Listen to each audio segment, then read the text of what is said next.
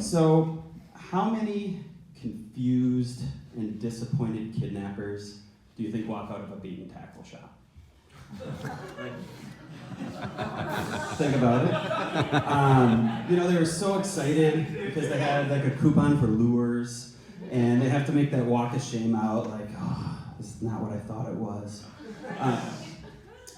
But you don't hear about that too much anymore, right? Kidnapping, when I was young, like the scariest thing in the world was the kidnapper van, right? It was that creepy van that would drive around the neighborhood and freak everyone out.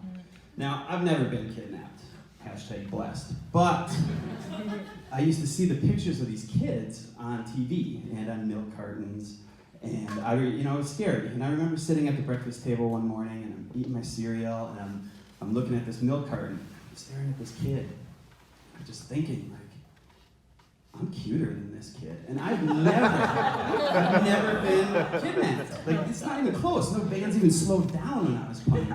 So I came up with a plan, and so I started to dress a little more provocatively when I go out to play, and I'd walk a little suggestively. I got it, stuff like this.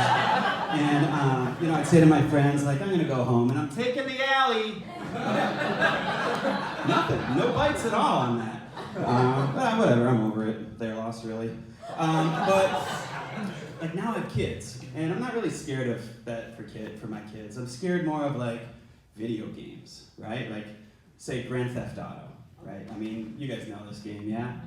I mean, you steal cop cars, right? You beat up prostitutes, and you run over like pedestrians.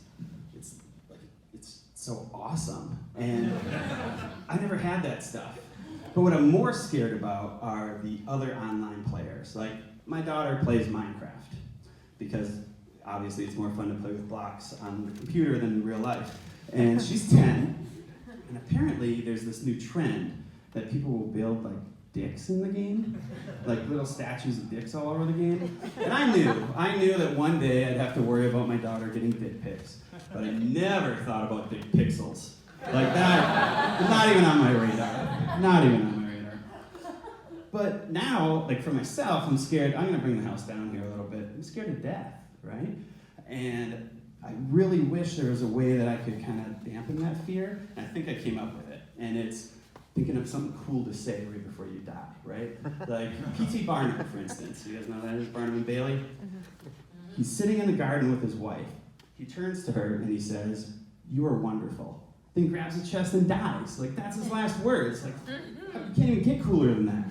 So I've been kind of researching it and practicing, and you gotta time it right, and it's tough. So I'm driving on the highway, and the car in front of me, I'm with my kids in the back seat, and the car in front of me stops too short. So I slam on my brakes, and I'm thinking, this is probably it. So I just yell, "A wet man does not fear the rain." Right? And then we stop short, I'm alive, everything's fine. My kids are looking at me confused because they have no idea what that means. I don't really know what it means. I thought they'd have a couple years to decipher it. It would be real mysterious. So then, whatever, that one didn't work. So then I'm like, okay, so I'm walking down the street, and, it's black ice, it's winter. And I slip, and we're talking parallel to the ground slip here. So I know this is going to be bad. So in the air, I yell, "Make your lives extraordinary!" And I hit the ground. Now it hurts, and there's probably some internal stuff going on, I'm not positive. But someone comes up to me and they're like, "Are you okay? Are you okay?" Well, I can't really say anything, because if I'm like, my butt kind of hurts, and then I die, those are my last words. That's all I got. Thank you. Make your lives extraordinary.